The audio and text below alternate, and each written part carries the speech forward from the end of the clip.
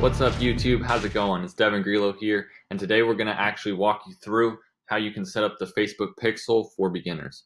So we're going to keep it nice and simple. I'm going to start from the beginning, and if you're looking for one of the more technical steps further along in the process, just go ahead and fast forward the video to that point. But I'm going to start from the beginning. So when you're here in Facebook, you're going to want to go in to your business manager right here from the drop down menu, and that's going to open up your business manager page here. You're going to have the different pages you manage. And this little hamburger menu that drops down, you're going to want to come down and hover over all tools, and it'll give you some more options. You'll see that you have the pixel option right here. So you're going to want to go ahead and click on that page. And then I'm going to jump over and make sure you're in the correct ad account. I'm going to use an ad account that hasn't had a pixel set up yet, just for the purpose of demonstrating. So you're going to see this page right here. You're going to go ahead and click the green Create a Pixel button, and it's going to give you the option of naming your pixel, putting in your website. You don't really need to worry about that at the moment. So you're going to go ahead and hit Create Pixel, and it's going to then help you to actually install it. So once it creates the pixel here, you're going to want to go ahead and, if you have a developer, you can actually email them the steps and they can do it for you. But if you're looking to actually go ahead and just manually install the code yourself, you're going to click on that. So from here, it kind of depends what different software you've used to develop your website. You've got Wix, Weebly, Squarespace, WordPress. There's lots of different options out there as far as what you've developed it in, and a lot of them make it pretty simple. You just have to find the header tag, right? So for the sake of this example, I'm just going to use ClickFunnels because it's a really common one amongst marketers, and it's pretty straightforward for actually installing the pixel. But if you guys have a specific platform that you're using that you need help with actually installing the code on, just drop in the comments below. I'll help you out and send you some info on that. So you go ahead and scroll down here. You're going to want to copy the pixel code and then jump over here. And I'm just going to use this example page that I used for my agency. You're going to, once you're on the page ready to edit it, settings, tracking code, and then you're going to want to go to the header. As you can see, I've already actually got the pixel code installed, but you'll just copy and paste it right there in the header, and then make sure you save it, and that'll go live. And once it goes live, here, I'll go ahead and actually update this code just to show you guys. You want to save that and then jump over here back to Facebook, and then you can actually send test traffic just to make sure that it's actually working. So I'll go ahead and put in my web address, and you can send test traffic, and it's just going to go ahead and open up the page here, and you'll be able to jump back here and it's going to load.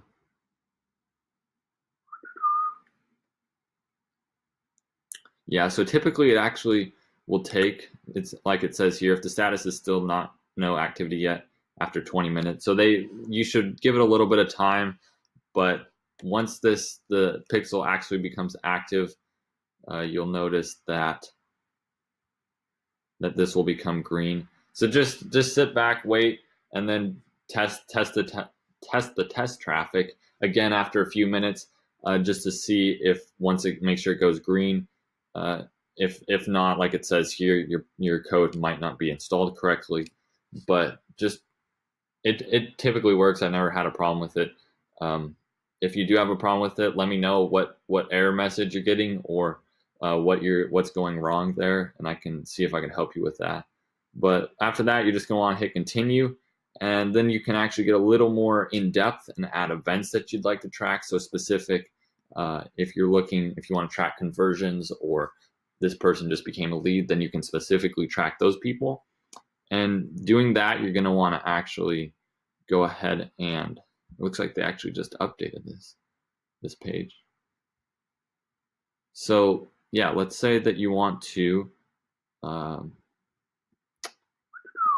professional services. Yeah, so what I do for my business is I track leads. So you can go ahead and actually, you're going to want to copy the lead code, or the code of whichever event you want to track specifically.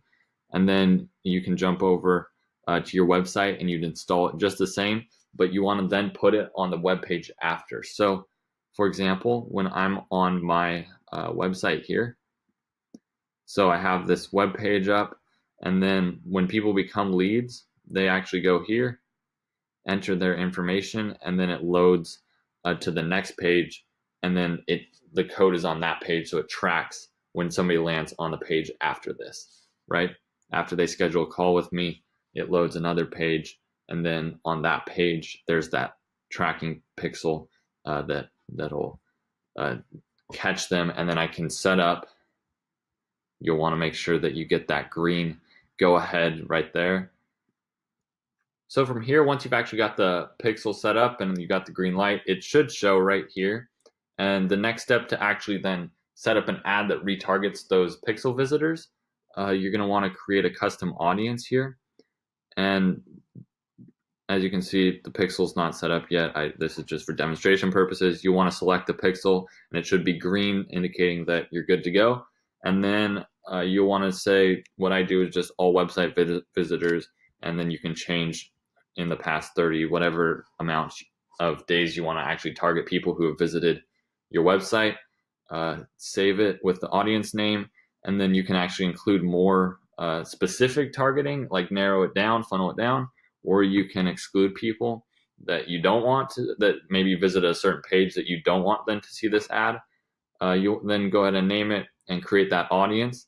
And then when you are ready to go and you want to create an ad that targets just these certain group of people that have landed on your landing page, your website, your sales page, whatever it might be, you'll go ahead and create the ad, and it's going to load the ad creation template.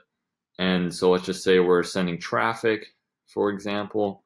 You'll want to come through here, hit continue, and then where you actually choose the people that are being targeted under the audience here, you want to do a custom audience. I mean, you just click on it and you'll have the option of selecting that custom audience. And then the one important thing to note is just unless you're really trying to be specific, don't mess with the age, the gender, location. Just leave it all blank, because it's if you're wanting just the people who visited your website to see the ad, then you don't want to, unless you're trying to funnel more, but it's already going to encapsulate just everybody who's seen it. So don't become super specific with this unless you have like 100,000 people that visited your web page, and then you're wanting to funnel them down to very specific people. So that's just something to note. And then, yeah, you can go through and go ahead and actually then create your ad, the text, copy, images, and publish it.